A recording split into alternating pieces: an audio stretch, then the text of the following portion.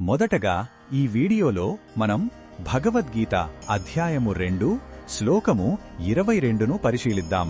సాంఖ్యయోగంలో అర్జునుడి శోకాన్ని పోగొట్టడానికి శ్రీకృష్ణుడు ఆత్మ యొక్క శాశ్వత స్వభావాన్ని వివరిస్తున్నాడు. మరణమంటే అంతం కాదని, అది కేవలం ఒక మార్పు అని చెప్పే అద్భుతమైన శ్లోకమిది. మొదటగా ఈ పవిత్ర శ్లోకాన్ని భక్తితో విందాం.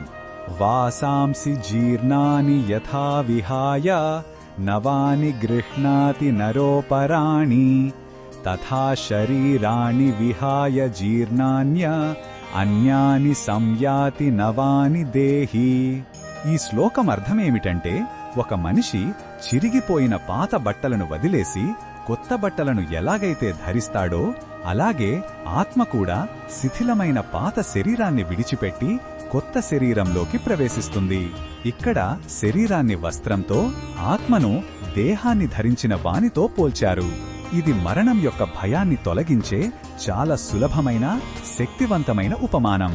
కృష్ణ భగవానుడు ఈ విషయంలో మనకు ఏమి చెప్పుతున్నాడంటే, అర్జున, నువ్వు ఎవరికోసమైతే దుఃఖిస్తున్నావో వారు కేవలం ఈ భౌతిక శరీరాలు మాత్రమే కాదు, వారు శాశ్వతమైన ఆత్మస్వరూపులు.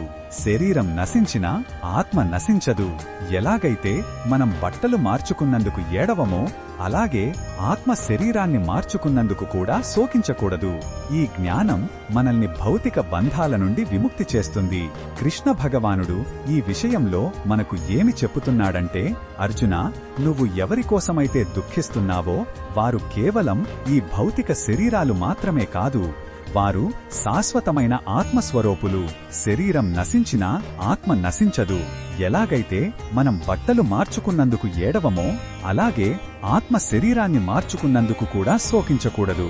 ఈ జ్ఞానం మనల్ని భౌతిక బంధాల నుండి విముక్తి చేస్తుంది. ఈ బోధనను మన దైనందిన జీవితంలో ఎలా ఉపయోగించుకోవచ్చంటే, మన ఆత్మీయులను కోల్పోయినప్పుడు కలిగే దుఃఖాన్ని తట్టుకోవడానికి ఈ శ్లోకం సహాయపడుతుంది. మరణం ఒక ముగింపు కాదు, ఒక ప్రయాణంలో తదుపరి దశ అని అర్థం చేసుకుంటాం. వృద్ధాప్యం లేదా అనారోగ్యం వంటి శారీరక మార్పులను చూసి మనం భయపడకుండా మన నిజ స్వరూపమైన ఆత్మపై దృష్టి పెట్టడానికి ఇది మనకు ప్రేరణ ఇస్తుంది. ఇది మనల్ని నిర్భయంగా, స్థిరంగా చేస్తుంది. మరిన్ని భగవద్గీత శ్లోకాల అర్థాన్ని తెలుసుకోవాలంటే మా తదుపరి వీడియోలను తప్పకుండా చూడండి.